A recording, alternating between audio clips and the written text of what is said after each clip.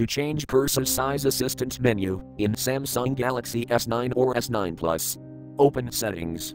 From a home screen, swipe up or down from the center of the display to access the apps screen.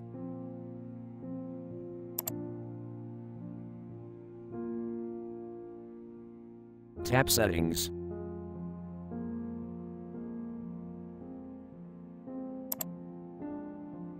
Scroll down.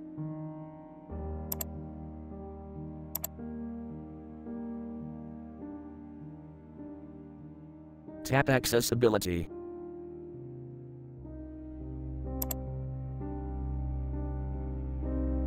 Tap Dexterity and Interaction.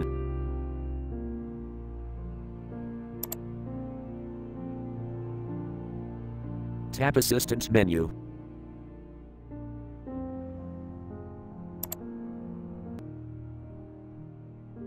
Tap Assistant menu switch until blue to enable.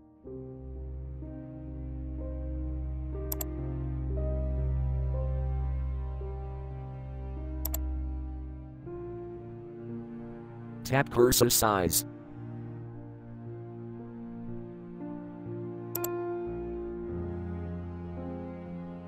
Select size you want, medium or large.